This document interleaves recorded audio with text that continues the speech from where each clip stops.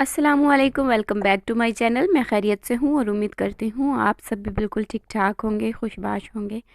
आज मैं आप लोगों के लिए लेके आई हूँ मज़ेदार से चिकन कॉर्न की रेसिपी। और इसको बनाना नहायत आसान है। सर्दियों का सीज़न शुरू हो चुका है और गर्मा गर्म सूप ना हो, ये कैसे पॉसिबल है।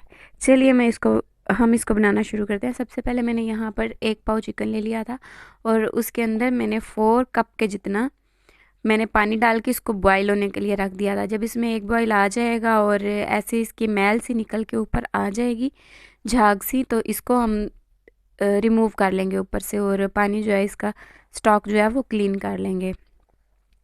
जब ये अच्छे से रिमूव हो जाएगी तो इसके अंदर मैंने डाल दिया है 1 टेबल स्पून के जितना सॉल्ट।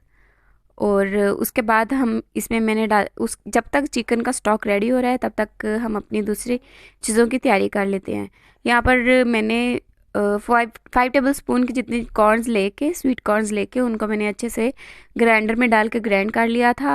आप चाहें तो इसे चॉप भी कर सकते हैं हैंड्स के साथ। उसके बाद मैंने यहाँ पे 2 एग्स लिए हैं और मैं इनको बीट करके इनको भी साइड पे रख लेंगे। उसके बाद मैंने यहाँ पर लिए हैं 5 टेबल स्पून कॉर्नफ्लावर के और इसको भी मैं अच्छे से 2 टेबल स्पून के जितना या 3 टेबल स्पून के जितना डाल के पानी इसको अच्छे से मिक्स कर लेंगे। इसको अगेन मिक्स करने की ज़रूरत पड़ेगी क्योंकि जो कॉर्नफ्लावर होता है वो नीचे बैठ जाता है। जब तक हमने वो चीज़ों की तैयारी की थी तब तक हमारा चिकन जो है वो बिल्कुल टेंडराइज हो चुका है। और अब मैं इसको सारे को रिमूव कर लूँगी और बोन्स से सेपरेट करके मैं इसके रेशे कर लूँगी।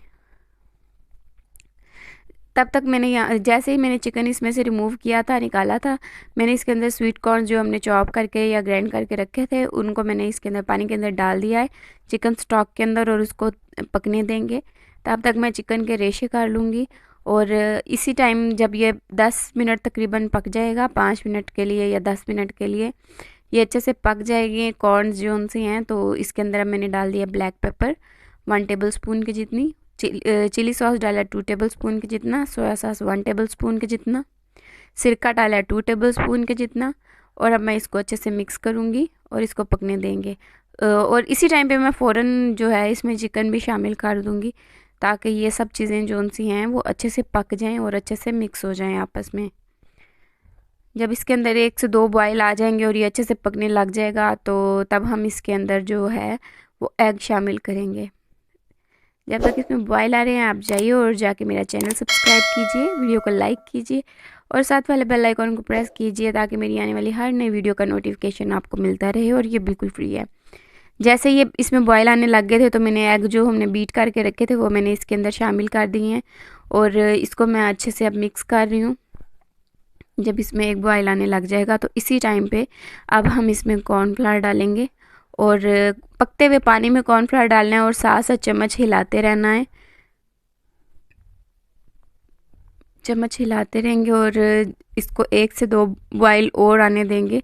फ़ौरन से जो सूप है वो गाढ़ा हो जाएगा और फिर इस पॉइंट पे आके आप इसमें सॉल्ट और जो ब्लैक पेपर है उसको आप एडजस्ट कर सकते हैं।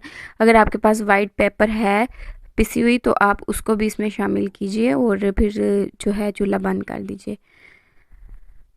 चलिए अब इसको डिश आउट कर लेते हैं। मज़ेदार से चिकन कॉर्न सूप रेडी है बनके।